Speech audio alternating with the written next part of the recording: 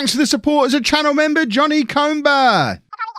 Thank you very much, Mrs Wearmouth. I'm over the moon with how I've handled the Paul Duffy situation. To have him wander into the office, tail between his legs, with that did you see the little letter? I think he signed it in crayon. The little letter asking to be taken off the transfer list, telling me the grass isn't always greener on the other side, that he wanted to stay. Loved it. But your input, absolute masterstroke, when you said, actually, Paul, we're not going to accept that letter unless you sign a new 5-year contract. Mrs Wearmouth, you're a genius. And the best part is, I'm still not going to play him. I'm just going to ruin his life.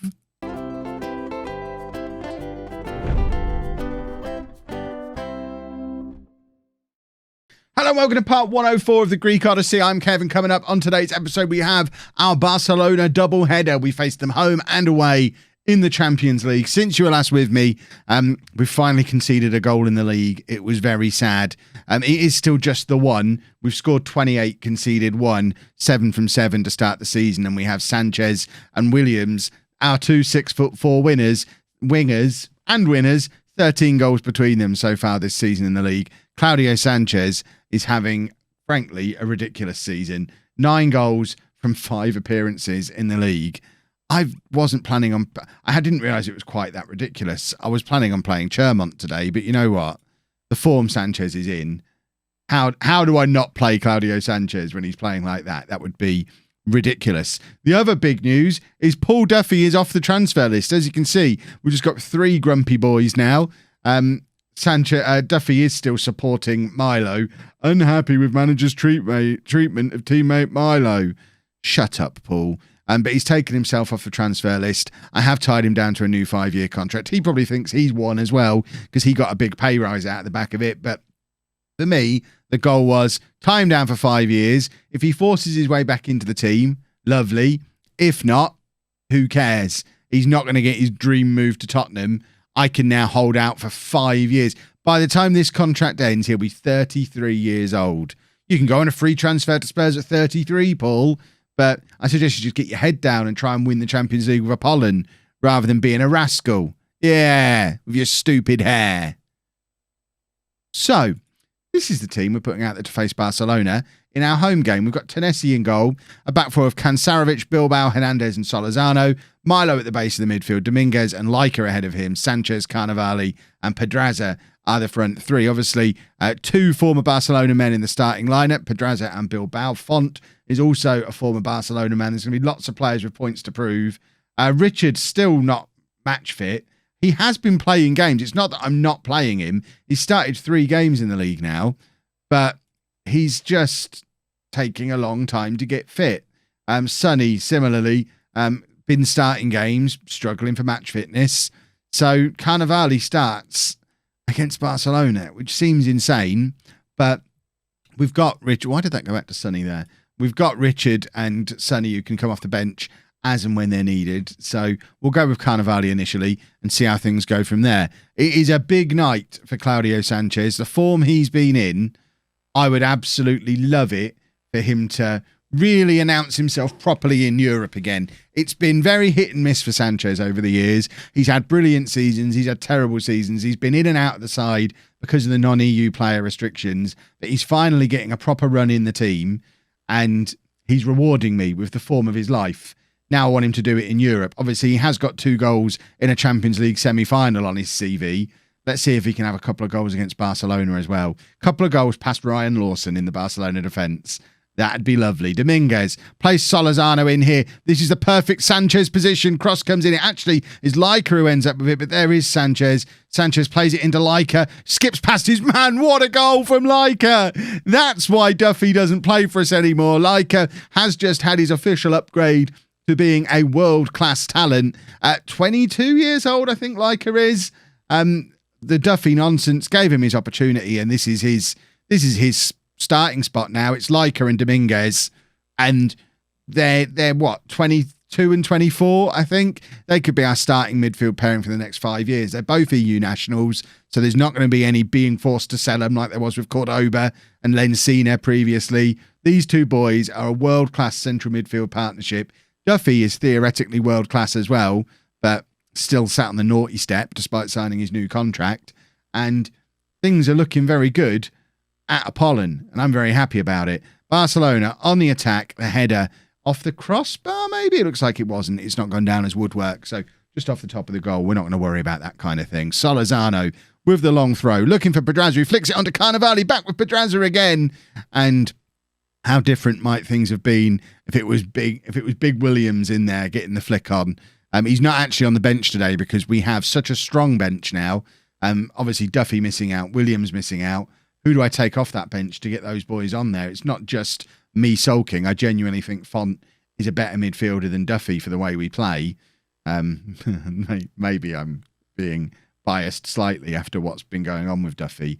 But I guess I could take one of the strikers off the bench. We maybe don't need Sonny and Richard both on the bench. But Sonny can cover the wide areas as well. And then I guess Williams could. It's complicated. Carnevali charging forward on this left-hand side. There's going to be no one in the middle because he is our striker. But finds Kansarovic. Milo is joining in the attack now to Dominguez. Dominguez, beautiful pass to play in Solorzano, who's charged past his fullback, cuts it back to Pedraza, and there's Solorzano, and I think it's offside. A little harshly, if you ask me, but it is offside. It's not harsh at all, is it? Solorzano is practically, he stood off the pitch, actually. So, I don't know. What referees, let me know down in the comments. I guess if he'd have stayed off the pitch, it would have been, and Pedraza had scored, it would have been fine. But the fact he's the one who actually put it in the back of the net, that's probably why it's been given as offside. We just had another goal disallowed for offside. We've had the ball in the back of the net 3 times in the first half an hour here against Barcelona, but Ryan Lawson patrolling a very efficient offside trap, which we need to be aware of, I think. Let's look at the state of this Barcelona team, by the way, not just Lawson. It's a collection of wonder kids. It's terrifying and shows just how good we are that we go into half-time ahead against them. This is a very good Apollon team. Let's not pretend that that's not what we've put together here over the last few years. Last season was an anomaly. We were without Solorzano, and right back is key to my tactic. We were without Allen, and then we sold him, and then we didn't replace him. So we never really had our proper striker all year. We had all of the Duffy issues. We had all of the morale issues because of the Allen situation. We are not a team that gets knocked out of the Champions League in the first knockout rounds anymore. We are better than that. We're showing it right now against Barcelona, although they are on the attack. And we know Ryan Lawson can be dangerous from this kind of situation, but Hernandez is there to clear. But two of my former players in various series this year, and a third. These are all players I've managed. It's like watching Kev versus Kev here. It's Apollon versus almost a Kev All-Star team, which is, it's a cross between various saves and Streamer Showdown players. Havertz, for example, has been great for me in the Streamer Showdown. Haaland plays for Home at the moment on Twitch, where I stream 4 nights a week, Mondays, Wednesdays, Thursdays, Sundays, say 8 p.m. UK time. That wasn't as smooth as those plugs usually are. You know when and where to find me on Twitch.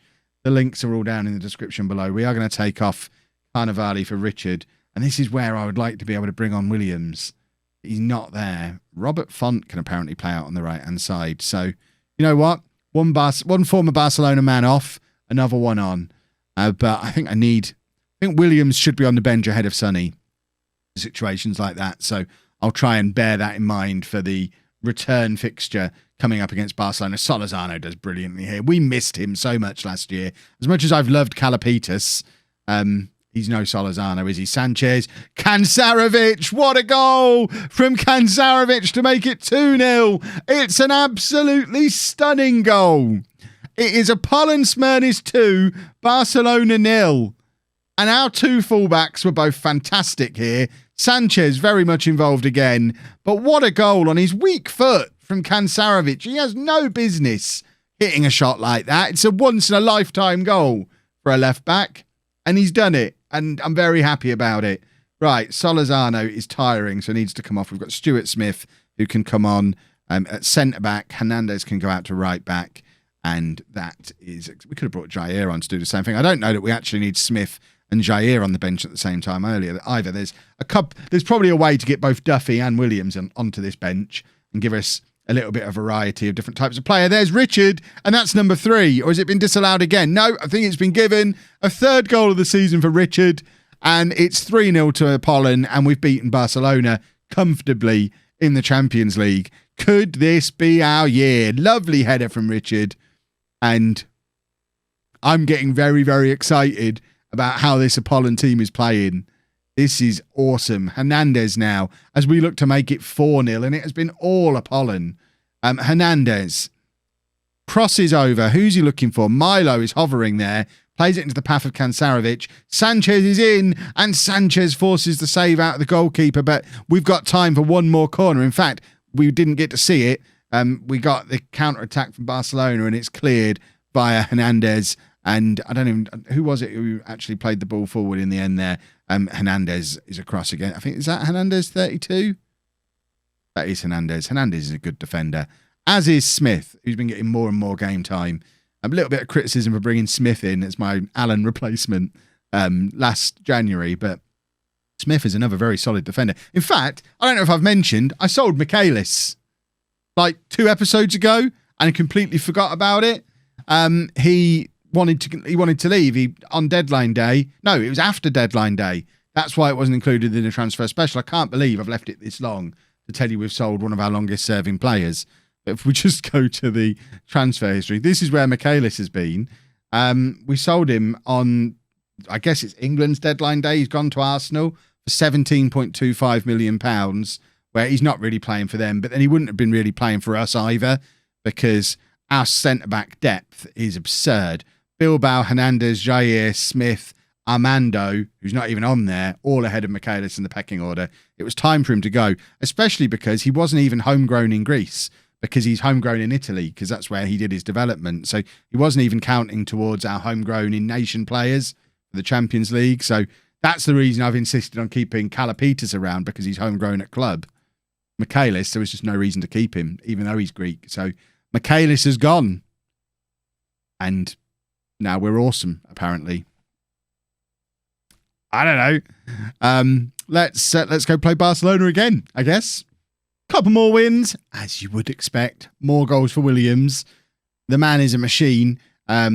Sanchez still top scorer for us, though, although I've got a player who scored more than him. Utterly unacceptable.